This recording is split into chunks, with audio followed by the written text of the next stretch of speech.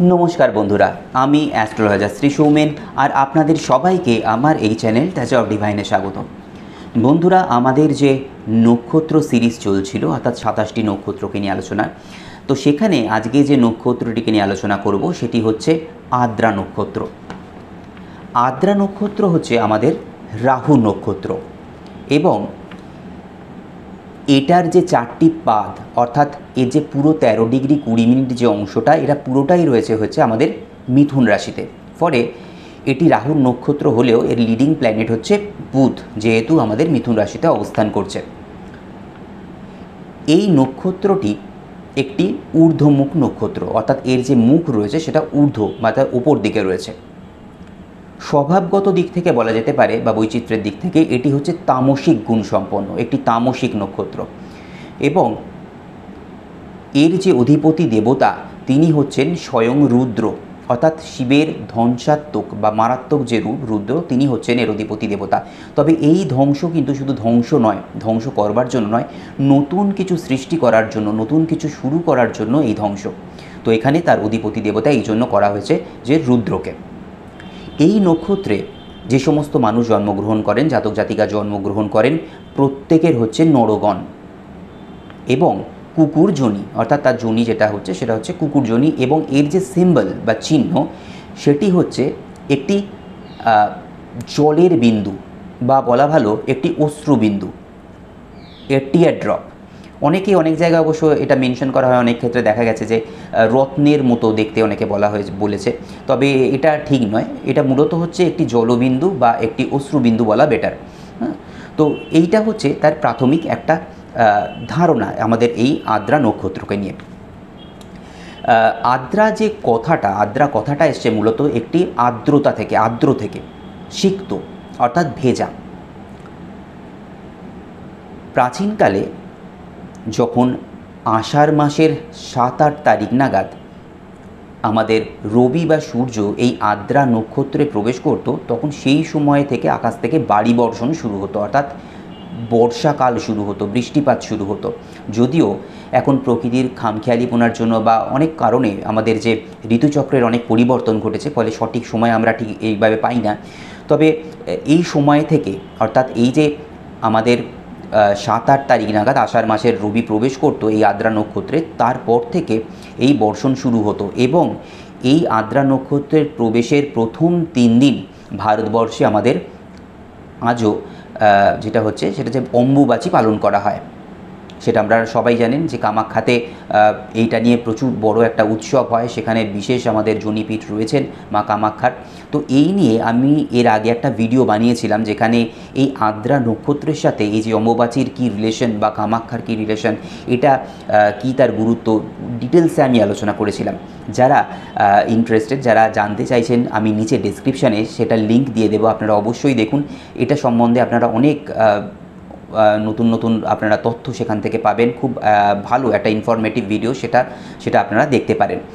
তো এখানে যেটা বলার যে এই যে নক্ষত্রতে আমাদের রবি প্রবেশ করছে, এই সময় থেকে প্রথম 3 দিন যখন আমাদের অম্বুবাচী শুরু হচ্ছে, অম্বুবাচী নিবৃত্তির পর অর্থাৎ 3 দিন বাদ থেকে তৎকালীন সময়ে যারা কৃষক ছিলেন, কৃষিকাজ করতেন, তারা কৃষিকাজ শুরু করতেন। কারণ এই সময়ের পর থেকে ধারণা করা হতো যে আমাদের যে ধরিত্রী বা আমাদের যে ভূপৃষ্ঠ বা আমাদের যে ধরিত্রী তিনি ফার্টাইল হচ্ছেন, ফলে কৃষিকাজ বা যে সমস্ত চাষাবাদ করলে সেটার ফলন ভালো হবে। ফলে এই সময় থেকে সেই চাষাবাদ করা শুরু হতো। তবে এরও যদি আমরা পেছন দিকে চলে যাই অর্থাৎ আরও যদি প্রাচীন কালের কথা বলি, তবে প্রায় খ্রিস্টপূর্ব 3000 বছর পূর্বে অর্থাৎ যীশুখ্রিস্টের জন্মের প্রায় 3000 বছর আগে এই যে আমরা বলছি অম্বুবাচীর যে ব্যাপারটা, এটা তখন কিন্তু আষাঢ় মাসে প্রবেশ করতো না, তখন এটা জ্যৈষ্ঠ মাসের 8-9 তারিখ নাগাদ এই যে জিনিসটা সেটা শুরু হতো। কারণ এই সময় মোটামুটি কৃত্তিকা নক্ষত্রে অয়ন চলনের জন্য এইটা তখন ওই জ্যৈষ্ঠ মাসে হতো। কিন্তু পরবর্তী সময়ে অয়ন গতির পরিবর্তন বা অয়ন গতির জন্য এবং আমাদের যে ঋতুচক্র সেটার পরিবর্তন হয়েছে, ফলে এই সমস্ত বিভিন্ন কারণে সেটা জ্যৈষ্ঠ মাস থেকে পরিবর্তিত হয়ে এখন আষাঢ় মাসের এই 7-8 তারিখ নাগাদ রবি আমাদের এই আদ্রা নক্ষত্রতে প্রবেশ করে। তো এই যে একটা জিনিস, এটার সাথে কিন্তু আমাদের যে বর্ষাকাল বলুন বা পৃথিবীর যে ধরিত্রীর যে এই রজস্বলা হাওয়া, ফার্টাইল হাওয়া, এটার একটা লিঙ্ক সেখানে রয়েছে। এবং এই যে ভিজে যাওয়া বা ভেজা, এই জায়গা থেকেই, এই আর্দ্রতা থেকেই এই আদ্রা নক্ষত্রটার নামকরণ করা হয়েছে। আমাদের আকাশে যে আকাশগঙ্গা ছায়াপথ রয়েছে তার পাশে এই নক্ষত্রটা অবস্থান করছে, যেখানে আমাদের কালপুরুষ রয়েছে, বা যেটাকে আমরা বলছি রুদ্রপুরুষ বা রুদ্র তারা, যেটাকে আমরা বলছি কালপুরুষ বা রুদ্র তারা, সেই জায়গাটাতে এই তারাটার অবস্থান। এবং এই যে তারাটা, এই তারাটাকে প্রাচীনকালে ঋষিরা বলেছিলেন যে রুদ্রবাহু নামে আখ্যা দিয়েছিলেন, বা অনেক ক্ষেত্রে বলা হতো রুদ্রস্য বাহু। এটা মূলত তৈত্তরীয় যে ব্রাহ্মণ রয়েছে সেখানে এটাকে এই রুদ্রবাহু বা রুদ্রস্য বাহু বলে আখ্যা দেওয়া হয়েছে। এছাড়াও এটাকে আরও কয়েকটি নামে ডাকা হয়, সেটি তার মধ্যে যেটি সবথেকে বেশি জনপ্রিয় সেটি হচ্ছে আমাদের যে তুষার শোভিত হিমালয় রয়েছেন, তার সেই তুষার শোভিত হিমালয়ের কন্যা হৈমবতী নামেও একে কিন্তু আখ্যা দেওয়া হয়েছে, বা এই নামে কিন্তু অভিহিত করা হয়েছে। এবং প্রথমেই বললাম এর যে অধিপতি দেবতা তিনি হচ্ছেন স্বয়ং রুদ্র, দেবাদিদেব রুদ্র। তো সেখানে এই যে আমাদের আকাশগঙ্গা ছায়াপথ রয়েছে, যেখানে আমাদের এই রুদ্রতারা বা আমাদের কালপুরুষ রয়েছে, সেখানে এই তারাটির অবস্থান। এবং এই যে নামকরণ করা তৈত্তরীয় ব্রাহ্মণে যে রুদ্রাস্য বাহু বা বাহু, তো এটার কারণটাই হচ্ছে এটা, এই যে আদ্রা নক্ষত্র এটা কিন্তু আমাদের কালপুরুষের হাতেতে বা বাহুতে অবস্থান করছে। এছাড়া কি রয়েছে, এছাড়া এখানে আমাদের যে মৃগশিরা নক্ষত্রটি রয়েছে সেটি এর পাশে অবস্থান করছে, এবং মাথায় কে অবস্থান করছে, আমাদের কালপুরুষের মাথায় অবস্থান করছে হচ্ছে পুনর্বসু নক্ষত্র। তো এই যে এত সুন্দর একটা দৃশ্য, এই যে তার যে সৌন্দর্য, এটা দেখে প্রাচীনকালে আমাদের যারা মুনি ঋষি ছিলেন তারা এটাকে বলেছেন যে আকাশগঙ্গা ছায়াপথের বা এই যে পার্টিকুলার এরিয়াটা সবথেকে সৌন্দর্যপূর্ণ একটা জায়গা।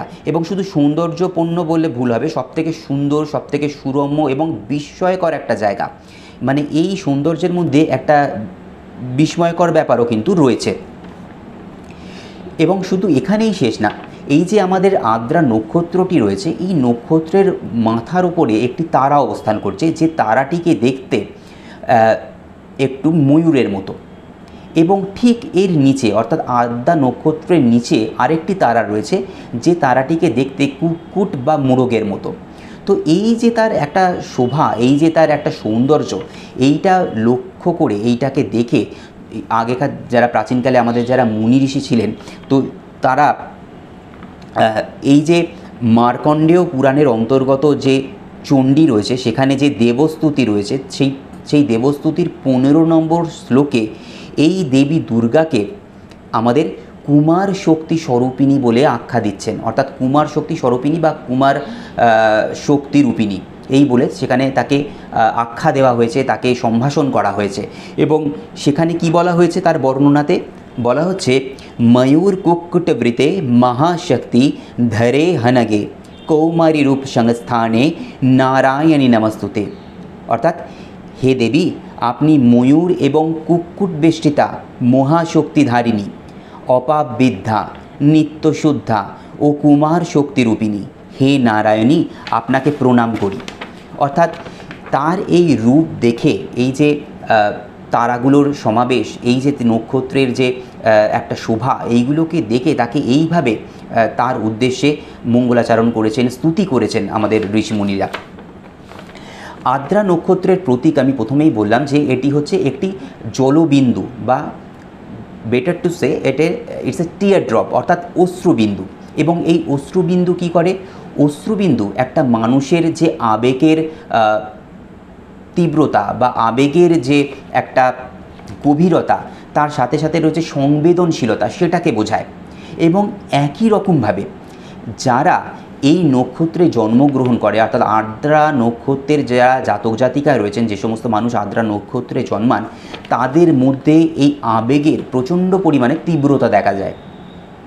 তাদের মধ্যে সমবেদনা, সহানুভূতি, গভীরভাবে কিছু উপলব্ধি করা, গভীরভাবে কিছু ফিল করা, এই যে ব্যাপারগুলো, সমবেদনা, সহানুভূতি প্রত্যেকটা জিনিস অতিমাত্রায় থাকে। সাধারণ মানুষের থেকে অনেক বেশি মাত্রায় তাদের মধ্যে এই জিনিসগুলো থাকে, বা বলা ভালো খুব তীব্র মাত্রায় থাকে।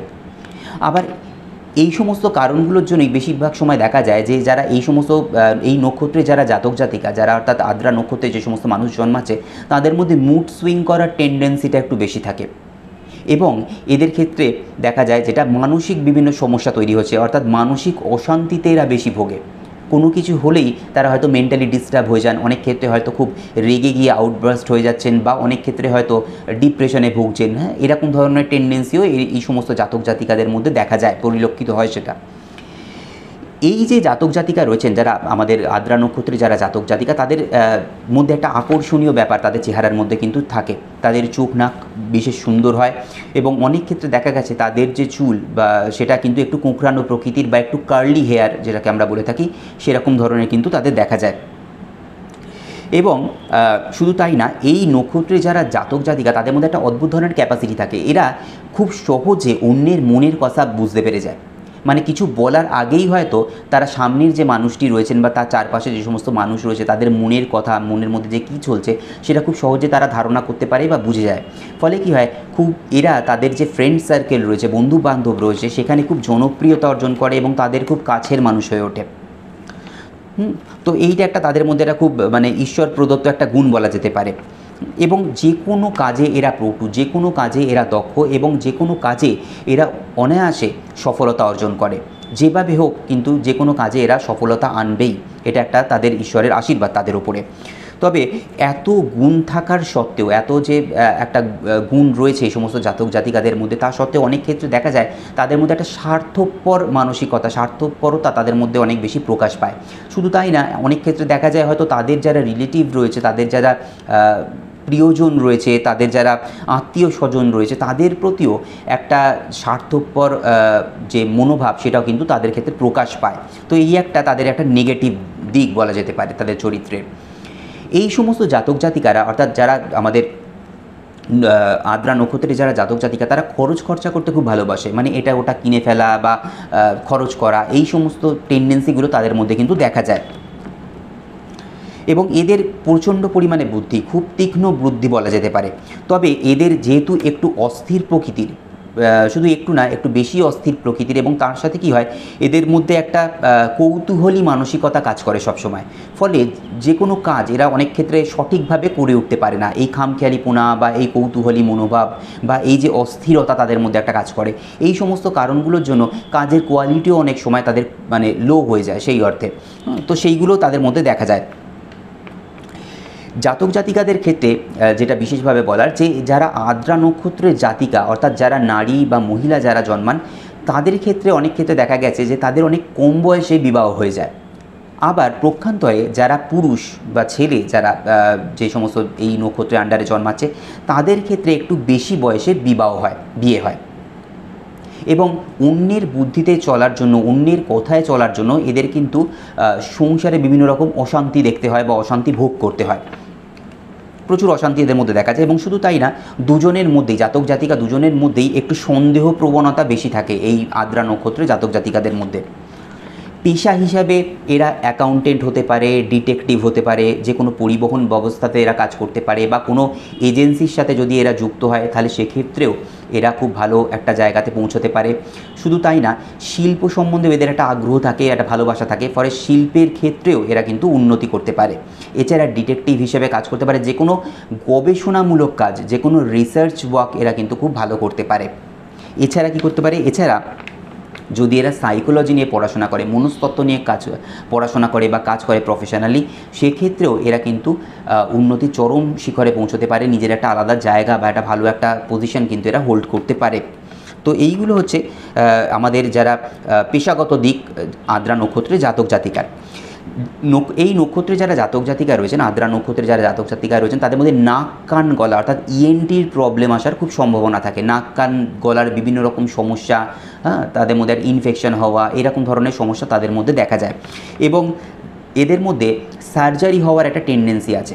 কোনো না কোনো কারণে দেখা যাবে এই যারা জাতক জাতিকা রয়েছেন তাদের হয়তো কোনো সার্জারি হচ্ছে বা কোনো জায়গাতে হয়তো চোটাঘাত লাগছে, ছোটোখাটো অ্যাক্সিডেন্ট হচ্ছে, এরকম ধরনের টেন্ডেন্সিও কিন্তু এদের মধ্যে দেখা গেছে। এবং এই আদ্রা নক্ষত্রের যারা জাতিকা হন, অর্থাৎ যারা মহিলা হন, তাদের ক্ষেত্রে গাইনোলজিক্যাল সমস্যার হওয়ার একটা সম্ভাবনা বেশি থাকে। তার সাথে অনেক ক্ষেত্রে সেক্সুয়াল বিভিন্ন ডিজিজ কিছু হওয়ার চান্সেসও কিন্তু বেশি থাকে। এছাড়া হৃদরোগ অর্থাৎ হার্টের প্রবলেম হতে পারে, এরকম ধরনের সমস্যাও এই নক্ষত্রের জাতক জাতিকাদের মধ্যে দেখা যায়। তবে এখানে যেটা সবথেকে বেশি দরকার যারা আদ্রা নক্ষত্রে জাতক জাতিকা রয়েছেন, যে নিজের মুড সুইং করার যে টেন্ডেন্সি, এটাকে কন্ট্রোল করতে শেখা, কন্ট্রোল করার চেষ্টা করা, এবং নিজেদের যে রুক্ষ মেজাজ বা রাগ সেটাকেও কন্ট্রোল করাটা একটু খুব জরুরি এই নক্ষত্রে জাতক জাতিকাদের ক্ষেত্রে। আদ্রা নক্ষত্রের জাতক জাতিকাদের ক্ষেত্রে বা বিশেষ করে যে সমস্ত মানুষের কুণ্ডলিতে আদ্রা নক্ষত্রের প্রভাব বেশি, একটা অদ্ভুত রকম ব্যাপার হচ্ছে তাদের ক্ষেত্রে দেখা যায় তারা খুব বেশি পেট লাভার হয়ে থাকে, জীবজন্তু খুব ভালোবাসবে, বিশেষ করে কুকুর এদের খুব প্রিয় হয়ে থাকে। কারণ এখানে একটা গল্প আছে মাইথোলজিক্যাল, যে সৃষ্টির প্রাককালে যখন সমস্ত নক্ষত্ররা আমাদের প্রজাপতি ব্রহ্মার কাছে গিয়ে বিভিন্ন তাদের কথাবার্তা বলছেন, তাদের যে মনের অভিব্যক্তি জানাচ্ছেন, তার কাছে প্রার্থনা করছেন, তো সেখানে এই যে আদ্রা নক্ষত্র তিনি বলেছিলেন যে তিনি মানুষ বাদ দিয়ে বাকি যে সমস্ত জীবজন্তু রয়েছে, প্রাণী রয়েছে পৃথিবীতে, তাদের দেবতা হতে চান, তাদের সেবা করতে চান, তাদেরকে সাহায্য করতে চান, ভালোবাসতে চান। তো ব্রহ্মা প্রীত হয়ে তাকে সেই আশীর্বাদ করেন। ফলে প্র্যাকটিক্যালি কাজ করতে গিয়েও দেখা গেছে যে সমস্ত মানুষের এই জন্মকুণ্ডলিতে এই আদ্রা নক্ষত্রের প্রভাবটা বেশি থাকে, তাদের ক্ষেত্রে কিন্তু এই ধরনের টেন্ডেন্সি দেখা যায় যে তারা কুকুর প্রচণ্ড ভালোবাসে বা কোনো না কোনোভাবে জীবজন্তুর সাথে রিলেটেড, পেটসের সাথে রিলেটেড, হয়তো পেট বিজনেসও করছে তারা, হয়তো দেখা গেছে। যেমন অনেক ক্ষেত্রে বলা যেতে পারে, এবং শুধু তাই না, বিশেষ বিশেষ মানুষের ক্ষেত্রে বলা যেতে পারে দেবশ্রী রায়কে আপনারা অনেকেই চেনেন। হ্যাঁ, তার যে মানে লগ্ন বা চন্দ্র, সেখানেও কিন্তু এটি আমাদের আদ্রা নক্ষত্রে রয়েছে, এবং তিনি দেখবেন যে প্রচণ্ড কুকুর ভালোবাসেন বা তাদেরকে নিয়ে অনেক সময় কাজ করেন।